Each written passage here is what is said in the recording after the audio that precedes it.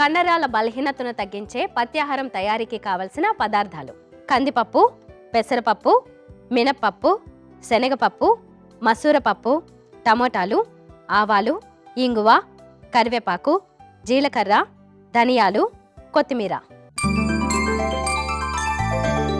Doctor గారు, మరి తయారీ విధానం చెప్తారా? అలాగేనమ్మా, చక్కగా రోజు వాడుకోదగినటువంటి ఒక మంచి పత్యాహారం చేద్దాం. మరి చేయడానికి ముందు స్టవ్ వెలిగించి కడాయి పెట్టుకుందాం. ఓకే. ఇందులో సుమారుగా ఒక 4 కప్పులు నీళ్లు పోసి మరిగించుకుందాం. ఓకే. నీళ్లు కాగేలోపు ఏమేమి కావాలో ఒకసారి తీసుకుందాం. ఇందాక మనం చెప్పుకున్నాం రకరకాల పప్పులన్నీ. అందులో కందిపప్పు, అంటే పప్పులన్నీ కూడా ప్రోటీన్లు, బాగా మంచి కండరాలకు బలాన్ని ఇచ్చేటువంటివి కనుక తీసుకున్నాం. అందులో కందిపప్పుని ఒక 2 పెద్ద చెంచాలు, ఇవన్నీ మనం కావాల్సినవి విడిగా పెట్టించుకుందాము. ఈ లోపు నీళ్లు మరిగాక అందులో పెట్టి ఉడికించుకుందాం. 2 పెద్ద చెంచాలు నిండా తీసుకోండి. తర్వాతది పెసరపప్పు. పెసరపప్పు కూడా కందిపప్పుతో సమానంగానే వేసుకుందాం.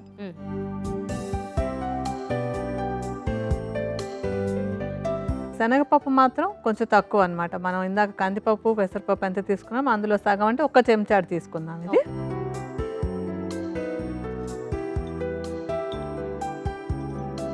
మినప్పప్పు ఇందాక కూడా చెప్పుకున్నాం మనం, పొట్టు మినపప్పు అయితే కనుక కండరాలకు ఎక్కువ బలంగా ఉంటుందని కదా.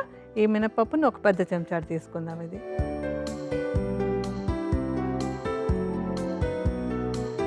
తర్వాత మసూర పప్పు.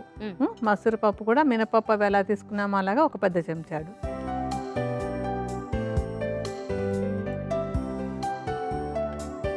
ఇప్పుడు ఏంటంటే ఈ పప్పులన్నిటిని కలిపి మనం ఉడికించాలి. నీళ్లు బాగా మరిగిన తర్వాత అందులో వేద్దాము.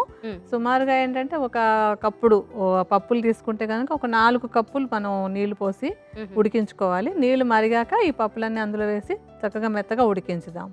ఇప్పుడు నీళ్లు బాగా మరిగాయి కదా, ఆ పప్పులన్నీ మనం ఇందులో వేసి ఉడికించుదాము. సరే, బాగా కలిపేసేయండి.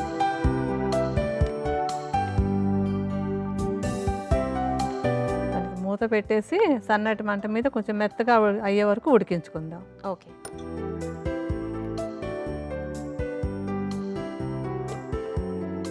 అయిపోయినట్టుందో చూడండి, ఉడికిపోయినట్టుంది కదా మెత్తగాను.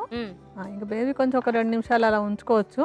ఇది ఉడుకు పట్టేలోపు మనం పూర్తయ్యేలోపు మనం మిగతా ప్రాసెస్ చేసేసుకుందాము.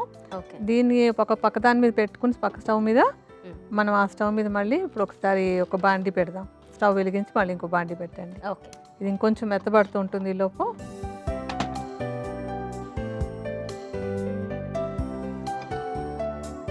మనకి కొంచెం పోపు వేసుకోవాలి. దానిలో కొంచెం 2 చెంచాలు నూనె వేసి పోపు వేద్దాం. ఇప్పుడు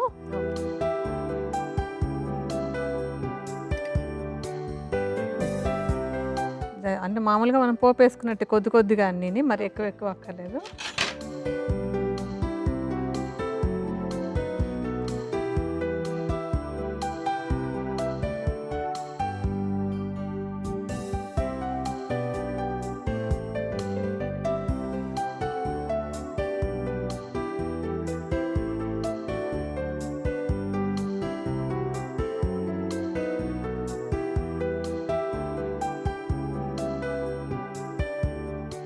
ఇందులో టొమాటోలు వేసి వేగించుకుందాం. మనం ఒక సగం టొమాటోలు వేస్తే సరిపోతుంది ఇందులో మనకి.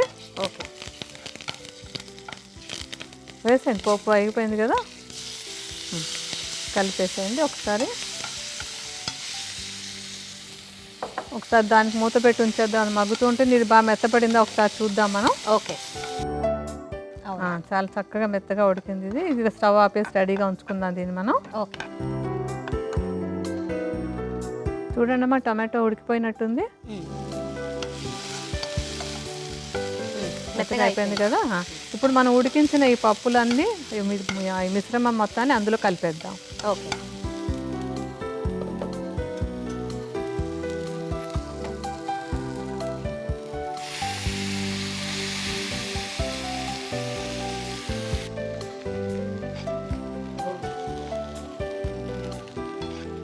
అంతా బాగా కలిపేసాం కదా, ఇది మొత్తం అడిపోయింది, రెడీ అయిపోయింది కనుక ఇప్పుడు కొంచెం ఉప్పు కొత్తిమీర వేద్దాం. ఓకే.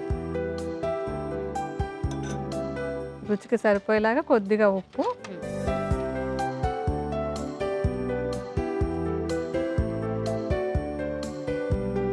కొత్తిమీర కూడా చాలా చక్కగా జల్లేసుకుంటే అంటే కొత్తిమీర జీర్ణానికి బాగుంటుంది, మ్మ్. మంచి వాసన కూడా చక్కగా రుచికి బాగుంటుంది, జీర్ణానికి బాగుంటుంది అది. సో ఇప్పుడు మన పత్యాహారం రెడీ అయిపోయింది, ఇంకా కలిపేసి మనం ఒక బౌల్లోకి తీసేసుకుందాం. ఓకే.